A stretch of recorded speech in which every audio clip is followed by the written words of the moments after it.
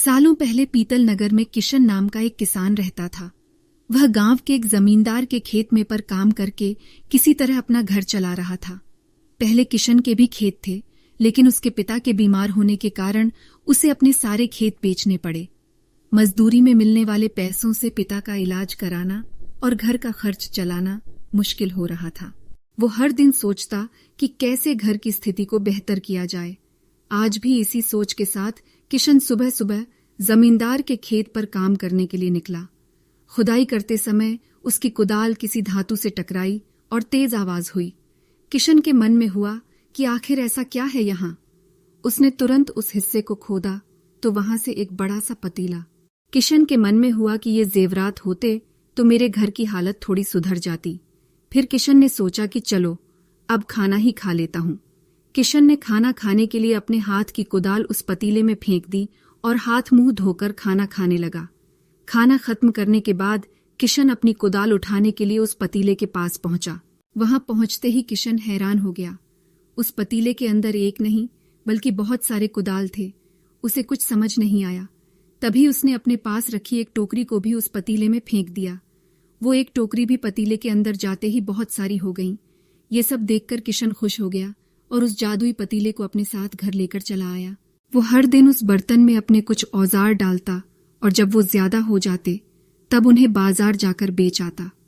ऐसा करते करते किशन के घर की हालत सुधरने लगी। उसने इस तरह से बहुत पैसा कमाया और अपने पिता का इलाज भी करवा लिया। एक दिन किशन ने कुछ गहने खरीदे और उन्हें भी पतीले में डाल दिया। वो गहने भी बहुत सारे बन गए। इस तरह धीरे धीरे किशन अमीर होने लगा और उसने जमींदार के यहाँ मजदूरी करना भी छोड़ दिया। किशन को अमीर होते देख जमींदार मोहन को किशन पर शिकू हुआ। वो सीधे किशन के घर पहुंचा। वहां जाकर उसे जादुई पतीले के बारे में पता चला।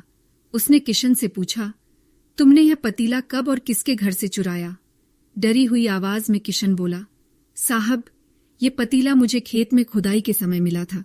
मैंने किसी के घर चोरी नहीं की है। खेत में खुदाई की बात सुनते ही जमींदार ने कहा, यह पतीला जब मेरे खेत से मिला तो यह मेरा हुआ।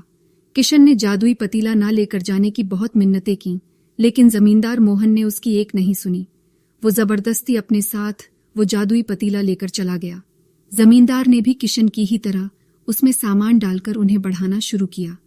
एक दिन जमींदार ने अपने घर में मौजूद सारे गहने एक एक करके उस पतीले में डाल दिए और रातों रात बहुत अमीर हो गया। एकदम से जमींदार के अमीर होने की खबर पीतल नगर के राजा तक पहुंच गई। पता लगाने पर राजा को भी जादुई पतीले की जानकारी मिली।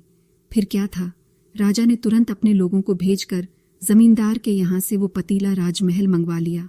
राजमहल में उस जादुई पतीले के पहुंचते ही राजा ने अपने आसपास मौजूद सामान को उसमें डालना शुरू दिया। सामान को बढ़ता देखकर राजा दंग रह गया। होते होते आखिर में राजा खुद उस पतीले के अंदर चला गया। देखते ही देखते उस पतीले से बहुत सारे राजा निकल आए। पतीले से निकला हर राजा बोलता, मैं पीतल नगर का असली राजा हूं, तुम्हें तो इस जादुई पतीले ने बनाया है। ऐसा होते होते सारे राजा आपस में लड़ने लगे और लड़कर मर गए। लड़ाई के दौरान वो जादुई पतीला भी टूट गया। जादुई पतीले के कारण राजमहल में हुई इस भयानक लड़ाई के बारे में नगर में सबको पता चल गया। इस बात की जानकारी मिलते ही मजदूर किशन और जमींदार मोहन ने सोचा, अच्छा हुआ कि हमने उस जादुई पतीले का इस्तेमाल सही से किया। उस राजा ने अपनी मूर्खता के कारण अपनी जान ही खो दी।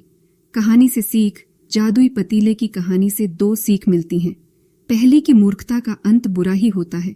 दूसरी यह कि हर सामान का इस्तेमाल संभल कर करना चाहिए, अति हानिकारक हो सकती है।